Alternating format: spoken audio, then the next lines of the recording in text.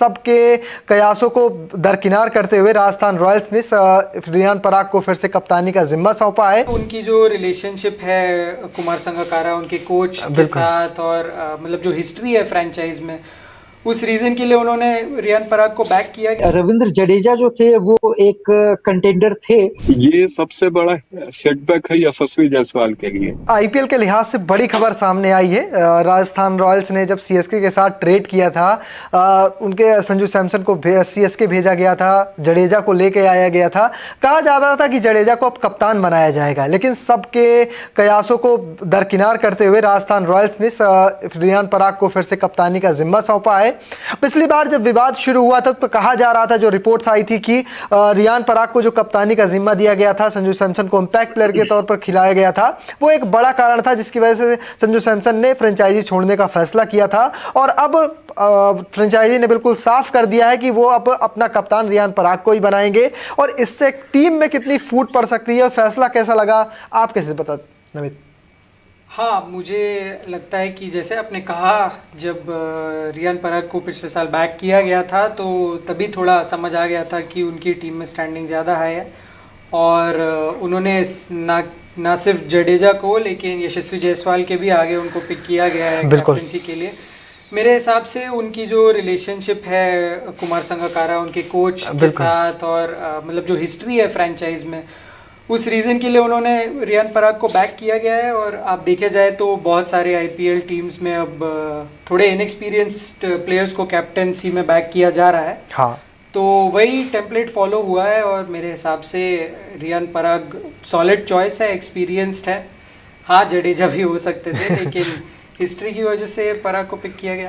बिल्कुल, रियान पराग के personal relation और साथ साथ फ्रेंचाइजी के साथ लंबे समय से वो खेलते आ रहे हैं। तनिष्क, कैसे देखते हैं फैसला सक्सेस या फिर कैसा जाएगा वो तो भविष्य बताएगा, लेकिन फिलहाल जिस तरह से उनके टीम के पास दूसरे ऑप्शन मौजूद है, उनके ऊपर रियान पराग को चुनना कैसा लगा, मतलब ये फैसला? ये सबसे बड़ा सेटबैक है यशस्वी जायसवाल के लिए। यशस्वी जायसवाल खुले तौर पे ये मतलब अपनी महत्वाकांक्षा जता चुके हैं कि वो भारत की कप्तानी करना चाहते हैं। वो इसके लिए मुंबई जैसे जायंट टीम को छोड़ के गोवा जाने की तैयारी में थे। हालांकि बाद में वो नहीं गए और मुंबई के साथ ही रह गए। तो एस्पिरेशंस तो है यशस्वी जायसवाल को। यशस्वी जायसवाल बड़ा बल्लेबाज भी है, भारत की T20 टीम का हिस्सा नहीं है, उनके पास ये मौका था।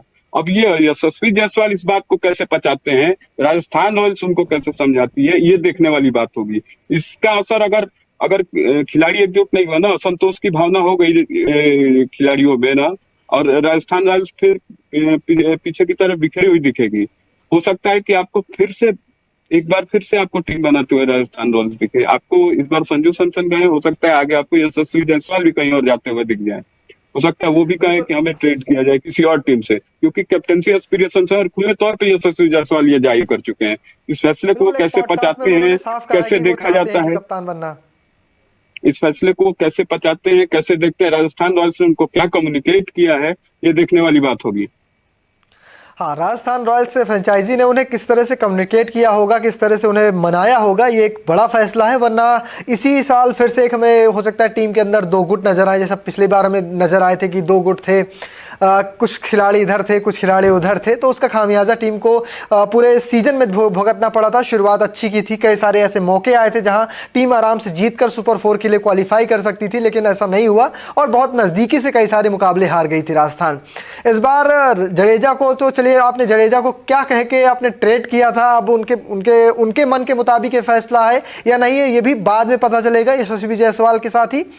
संजय जी, आप कैसे देखते हैं इसे, रियान पराग को कप्तान बनाने को?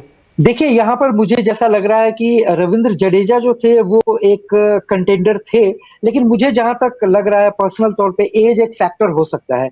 राजस्थान की टीम चाह रही होगी कि चलो एक युवा खिलाड़ी में इन्वेस्ट किया जाए जो भविष्य में भी टीम की कप्तानी कर सके, तो यहाँ एक सोच हो सकती है।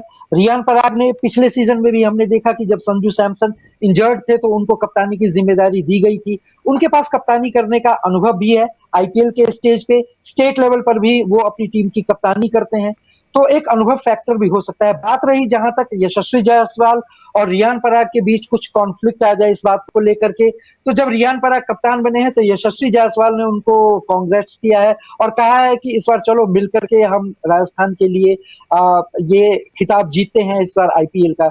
तो ठीक है, खिलाड़ियों में आपस में ये चीजें चलती रहती है, लेकिन जब कोई कप्तान बन गया और आप उसके अंडर में खेल रहे हैं तो आपकी कोशिश यही होनी चाहिए कि चलो हम मिलकर अपनी टीम के लिए अच्छा करते हैं।